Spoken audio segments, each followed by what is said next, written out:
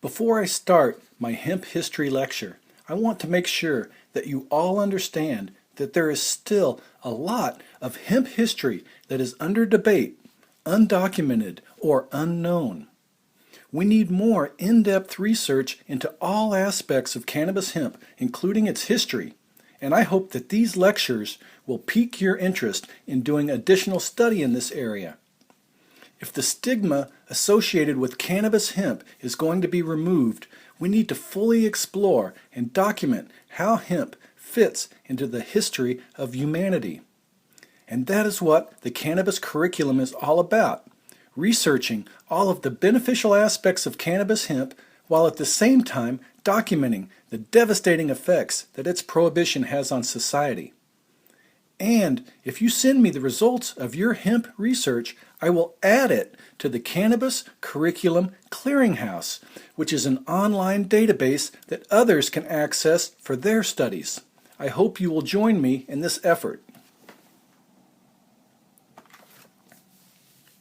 I found many of the books for Hempology.org's Hemp History Library on eBay and a great used book website called bookfinder.com. Many of the best original sources of information come from the United States government. Prior to 1862, the annual report of the Commissioner of Patents published an annual agricultural report. And from 1862 until 1893, the newly formed United States Department of Agriculture published its own annual report. These reports were started being called USDA yearbooks in 1894. And many of these reports can be viewed online for free using Google Books. The interesting thing to note about many of the old hemp agriculture articles is that negative references associated with drugs are not present. Rather, these are just articles about how to grow hemp, how to process hemp, and how much money a farmer could expect to make if he decided to grow hemp. While rather general in nature, these articles are refreshing from the standpoint that the concept of marijuana prohibition is nowhere to be found. Hemp was grown solely based on whether or not it was profitable for the farmer and/or for the merchant who sold it.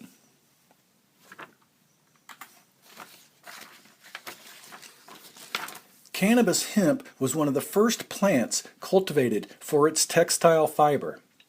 It was grown in China for its food, fiber, and medicinal properties several thousand years ago, and it has been used over the ensuing millennia. Almost every culture on earth has a word for cannabis and/or hemp. The root AN recurs in the names of cannabis hemp in many European languages, including Hanf, Hamp, Hemp, Chanvre, Canyamo, and cannabis.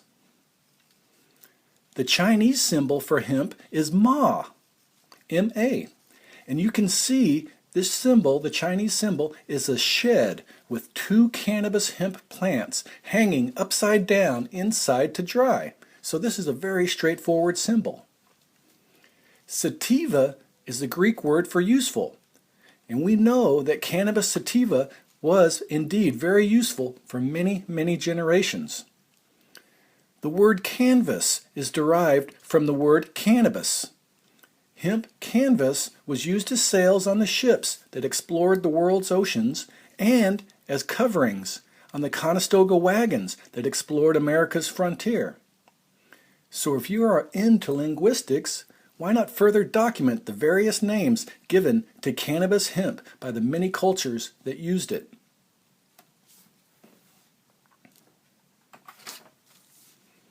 Historic documents, as well as songs of Chinese folklore, oftentimes mentioned hemp, along with other staple crops like rice and millet. The agricultural yearbooks of the day provided detailed explanations of how to cultivate hemp. Hemp's long bast fibers were woven into fabrics that fishermen wore, as they used hemp nets to catch fish that were added to a hemp seed stew cooked over a fire made with the woody herds that comprise the inner core of the hemp stalks. Hemp artifacts recovered from ancient burial sites throughout China attest to hemp's widespread influence.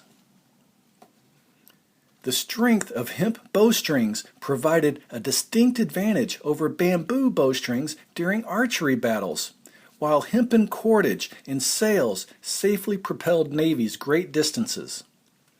Hemp fibers were used to make some of the first paper over 2,500 years ago in China. Hemp paper is lightweight, flexible, and durable, making it the paper of choice for official documents and manuscripts. Ancient writings of Confucius were found in a cemetery on hemp paper that had been bleached white. And in the year 770, hemp paper was used to print one of the first books, ushering in a new era of humanity, bringing the knowledge from books to the masses, allowing for learning to take place at an unprecedented pace. The development of hemp paper was to early civilizations what the internet is to modern society. It's an exponential explosion of the amount and availability of information. Hemp came to Japan from China through Korea around 2,400 years ago. Hemp became very important to the Japanese and was part of their religious, cultural, and economic endeavors.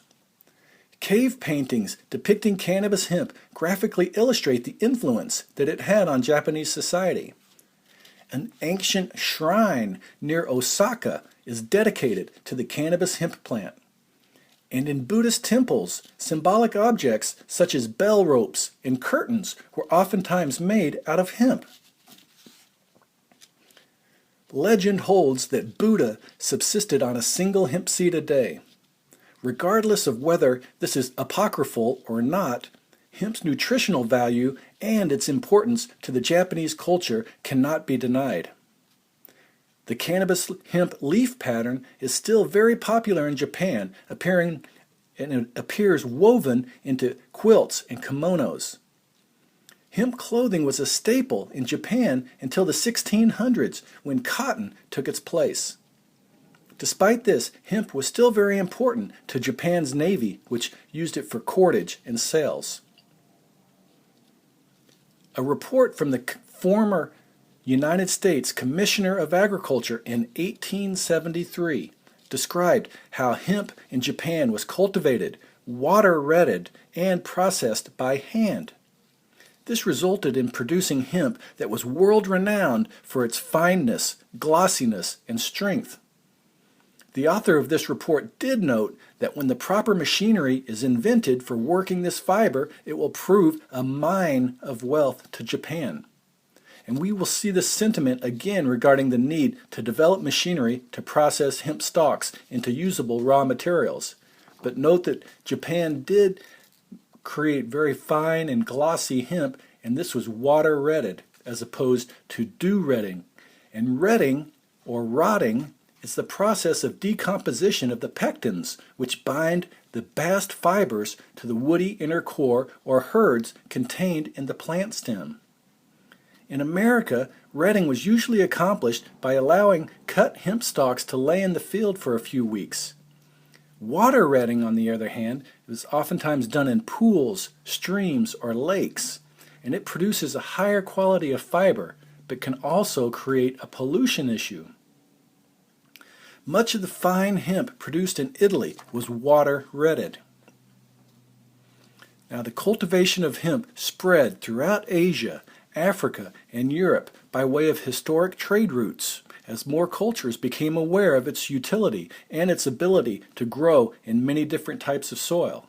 But we need to document more of the history of how each of these cultures used hemp, in what ways did they use the fiber or the hemp seed through the cultures and to maintain, to live their lives. Hemp was used by the ancient Egyptians to help build the pyramids. Hemp ropes were used to pull the huge blocks of limestone that comprised the pyramids. And in the quarries, hemp fiber was placed in cracks and wet, and the expanding hemp fiber helped fracture the rock. Hempen materials have been found in the tombs of pharaohs. And a 2,000-year-old gravesite in Siberia held a Scythian princess buried with hempen artifacts. The Scythians, who invaded the Middle East and Europe, also gave their name to that iconic handheld hemp harvester, the scythe. Hemp rope and fabric that was 2,500 years old was found in Germany. And in 1150 AD, the Spanish used hemp in one of the first paper mills in Western civilization. The fine, delicate, and quality pages of the Gutenberg Bible were printed on hemp paper, showcasing hemp's archival qualities. The Viking ships that explored North America over 1,000 years ago were rigged with hempen cordage. This may have been cannabis hemp's first introduction to North America. However, according to this map from the 1913 USDA yearbook, the Spanish conquistadors brought hemp to Chile in the 1500s, where it flourished. In addition, the Pilgrims on the Mayflower brought hemp seed to sow in the New World, for they knew that the sturdy clothing and strong hemp cordage would play an important role in their survival.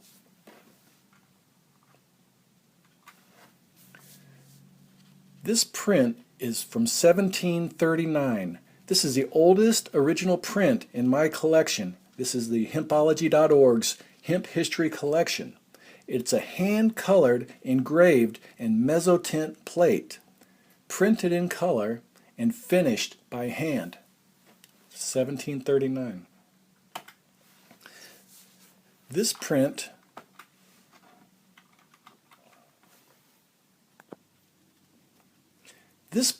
from 1851 shows that cannabis is but one of the multitude of beautiful plants in nature.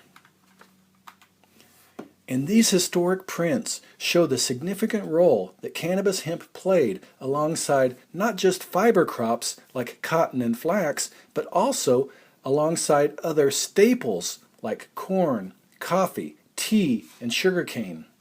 Back then, hemp did not carry the stigma associated with marijuana. It was merely seen as another useful crop that was subject to the standard economic parameters of supply and demand, without the artificial constraint of prohibition being placed on it.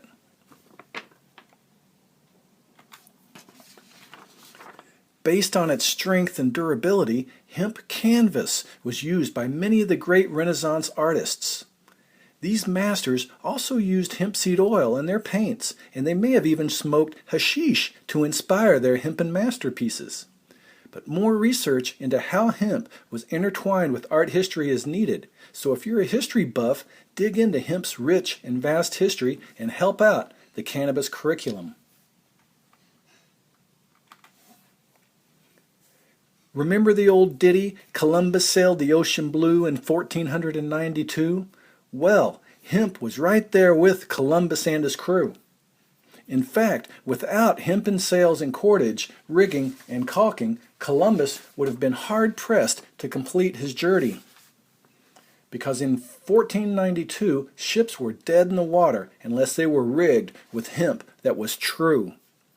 And true hemp connotes cannabis hemp, as opposed to other plant fibers such as jute, sisal, agave, and banana leaf that also produce a type of hemp fiber, but which was inferior to cannabis hemp for the rigors of ocean voyages. From the 1500s through the 1700s, hemp rope and hempen sails, in effect, fueled the great sailing ships of the day. Countries saw hemp for what it was, a strategic resource needed for exploration, commerce, and defense. As such, they made every effort to either cultivate hemp or create alliances with countries that did.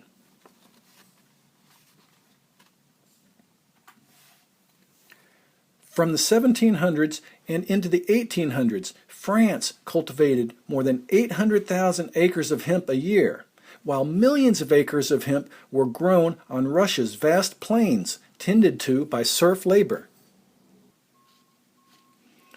While this map is from 1919, it shows how extensively hemp was grown throughout Russia and Italy. Each dot represents 1,250 acres of cultivated hemp. The highest priced hemp came from Italy, where water retting and meticulous processing resulted in fiber that produced excellent linen. Napoleon's decision to invade Russia in 1812 was in part based on his desire to prevent Russia from selling hemp to England for Her Majesty's Royal Navy. Unfortunately for Napoleon, this ill-conceived invasion marked the beginning of the end of his reign. As late as 1850, hemp was still one of Russia's most important crops and biggest export, as documented in the 1855 report of the Commissioner of Patents, which was the precursor to the USDA's annual yearbooks. This report estimated that over $43 million of hemp and flax fiber and oilseed was produced in Russia, and that the export of these products exceeded that of any other.